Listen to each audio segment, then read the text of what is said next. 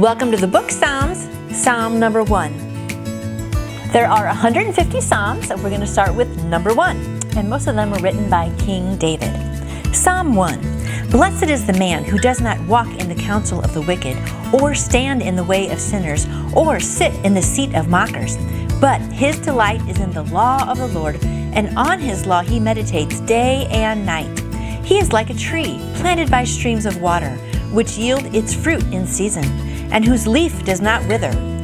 Whatever he does prospers. Not so the wicked. They are like chaff that the wind blows away. Therefore, the wicked will not stand in the judgment, nor sinners in the assembly of the righteous. For the Lord watches over the way of the righteous, but the way of the wicked will perish. I love Psalm 1. There's so much great stuff in there. And the first part is like a progression. As you notice, it says, blessed is the man who does not walk in the counsel of the wicked, or stand in the way of sinners, or sit in the seat of scoffers.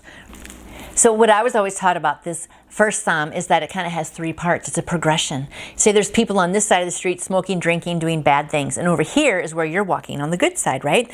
But you think, well, I'll just kind of walk on by those evil people and just kind of look over there. So first you're walking by. But then what happens? You kind of walk over there and you stand.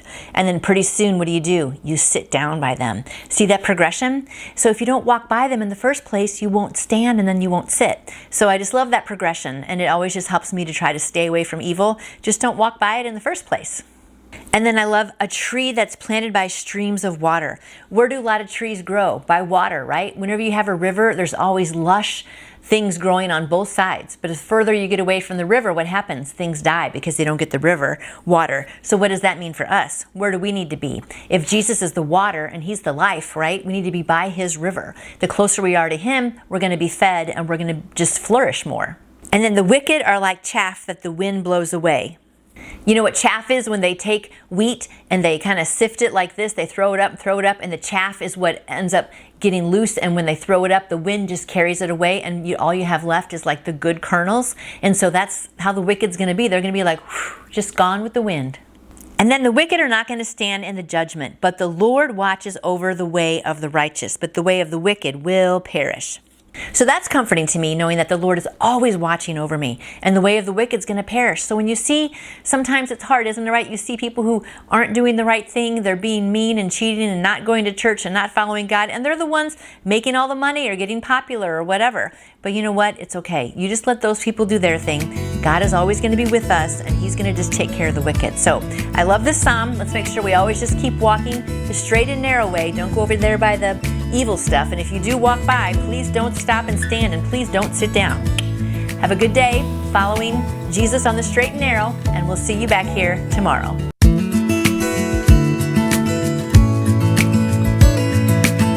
Psalm number 2. Why do the nations conspire and the peoples plot in vain?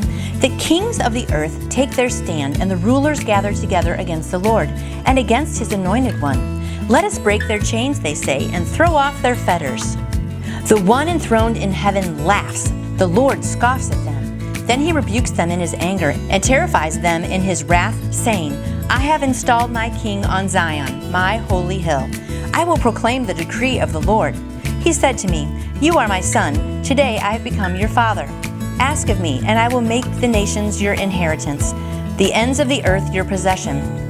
You will rule them with an iron scepter, and will dash them to pieces like pottery. Therefore, you kings, be wise. Be warned, you rulers of the earth. Serve the Lord with fear, and rejoice with trembling. Kiss the Son, lest he be angry, and you be destroyed in your way, for his wrath can flare up in a moment. Blessed are all who take refuge in him. I like the beginning of Psalm 2. Why do the nations conspire and people plot in vain? It's like people think, they're ruling a country and that they can just rule the world, and really, they're ruling in vain and plotting in vain because God is in control of everything. So it is kind of funny how, the kings will take their stand, it says in verse 2, and gather against the Lord, but he's got it all under control for sure. Then I love verse 4 where it says, the one enthroned in heaven laughs. The Lord scoffs at them. I mean, can you just imagine God up there laughing? But it must be humorous to him when we try to do things without him. And some countries and rulers that are doing things without consulting God and not doing things his way, right? So it is kind of interesting to think of him up there scoffing and laughing. And then verse 11 says, serve the Lord with fear and rejoice with trembling. And there, it doesn't mean that we should be afraid of God, but we should just have so much fear and awe and honor and respect of Him. So that's what it's talking about, having the fear of the Lord. It's just being in awe of how wonderful He is. And then the last line, blessed are all who take refuge in Him. Yes, my friends, He is our refuge, a very present help in trouble. So I hope today that you are just taking your refuge in Him, and you're also just standing in awe and wonder of Him, because He's an amazing God. I hope you enjoyed Psalm 2, and we'll see you back here tomorrow.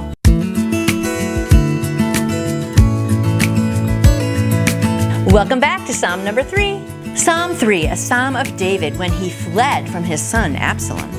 O Lord, how many are my foes? How many rise up against me? Many are saying of me, God will not deliver him.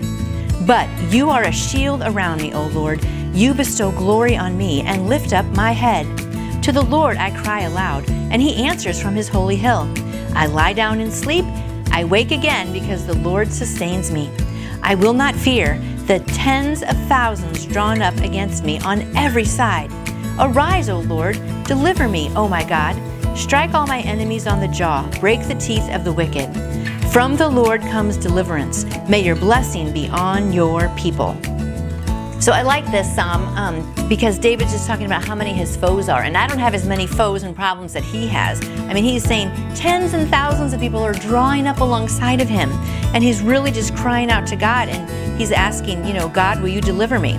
And I love verse 3 where it says, you are a shield around me. You bestow glory on me and lift my head. And I know so many times I feel like I have just been so down and, like depressed, or things are going bad or whatever. And I love that verse because I remember it's just like He's going to lift my head. And when you lift your head up and you look at Him, you get your eyes off all your problems down here, and you're focusing on the solution, which is God, right? So I love that verse about lifting my head, and I think about that a lot. I'm like, Nancy, things are bad, you're down, you're looking down, just lift your head. And when you do, it's like it just gets your eyes literally on the heavens and focusing on God, and it just really lifts your heart. And then I love verse 5, I lie down and sleep, I wake up again because the Lord sustains me. And we need to sleep, right? He gives us daytime and nighttime, so we need to be sleeping and not just up worrying all night. So I like that verse too, because it says that He sustains me and then that I will get some sleep. So if you're having trouble sleeping, read that verse. I'll read it again one more time, just for you, my friend who isn't sleeping. I lie down and sleep. I wake up again because the Lord sustains me. And then verse 6, I will not fear, even though 10,000 people are on side of me, on both sides. 10,000, that's a lot of people. I don't think any of us have a problem like that. And then verse 8, from the Lord comes deliverance. May your blessing be on your people. So my friend, He wants to give you sleep, He wants to help you, and He wants to, at this last thing, He wants to bless you. So hope today you have a great day, sleeping, trusting, and feeling blessed by God. Feel all of those today, and I'll see you back here tomorrow.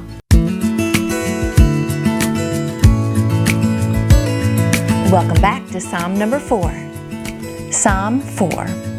Answer me when I call to you, O my righteous God. Give me relief from my distress. Be merciful to me and hear my prayer. How long, O men, will you turn my glory into shame? How long will you love delusions and seek false gods? Know that the Lord has set apart the godly for Himself. The Lord will hear when I call to Him. In your anger, do not sin. When you are on your beds, search your hearts and be silent. Offer right sacrifices and trust in the Lord. Many are asking, who can show us any good? Let the light of your face shine upon us, O Lord. You have filled my heart with greater joy than when their grain and new wine abound. I will lie down and sleep in peace, for you alone, O Lord, make me dwell in safety. So many great things in here. The first verse, answer me when I call to you, O my righteous God. We know for sure that when we call on Him, He's going to answer, don't we? That's very comforting. And the second part of that verse is, give me relief from my distress and be merciful to me and hear my prayer. And I love that because we can be confident that He hears our prayer. Sometimes it seems like He doesn't answer. How does He answer? Remember, there's 3 ways. Yes, no, and wait. A lot of times there's the wait answer to the prayer, which is hard, but we do know that He always hears our prayers. And then I love verse 3. Know that the Lord has set apart the godly for Himself. The Lord will hear when I call to Him. So again, he's affirming that the Lord's going to hear us, but also he has set us apart. We're not of the world. He has set us apart to go do amazing, special things. So never forget that you are set apart to do great things for God. And then verse 8, I will lie down and sleep in peace, for you alone, O Lord, make me dwell in safety. I love that verse. I say that a lot before I go to bed at night. And it is good because he does want us to have sleep, right? He created daytime for us to work and be active, and nighttime for us to sleep. He wants us to rest and get good sleep. So I'm going to read this one more time to help all of us sleep well at night. I will lie down and sleep in peace. For you alone, O Lord, make me dwell in safety. I hope today you can remember you can always call on him. He's always going to answer that call. And that at night you can pray that, Lord, let me sleep in peace, for you alone make me dwell in safety. He's going to keep you safe while you sleep. So have a good night sleeping, and I'll see you back here tomorrow.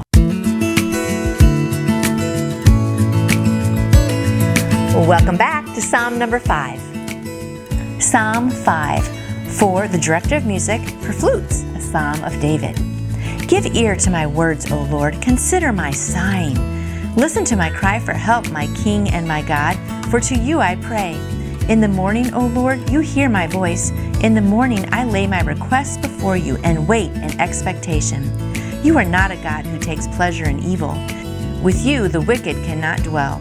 The arrogant cannot stand in your presence. You hate all who do wrong.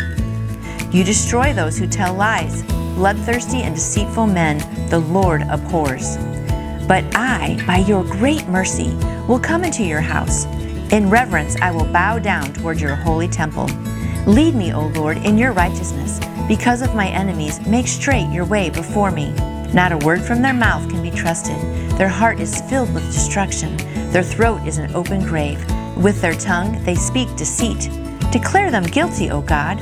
Let their intrigues be their downfall. Banish them for their many sins, for they have rebelled against you. But let all who take refuge in you be glad. Let them ever sing for joy. Spread your protection over them, that those who love your name may rejoice in you. For surely, O Lord, you bless the righteous. You surround them with your favor as with a shield. I love verse 1. Give ear to my words, O Lord, and consider my sign. Listen to my cry for help. It's good to know that we can go to him with problems. We can sigh, we can cry, and he's going to be able to hear that, right? And he sees our tears, and he sees our sighing and crying. And even when you're really distressed and depressed and sad, it's okay. Just lift that still up to God. I love verse 3. In the morning, O Lord, you hear my voice. In the morning, I lay my requests before you and wait in expectation. And that's a great way to start your day, right? In the morning, laying your requests before God and then waiting in expectation. I think sometimes we pray and we just think, well, God will do it or not or whatever. We don't really keep waiting in expectation. So I like that line. I hope today we can all wait in expectation for the answers that we have lifted up to God. And it's great to do those in the morning. Great way to start your day. And then I love verse 8. Lead me, O Lord, in your righteousness. Because of my enemies, make straight your way before me.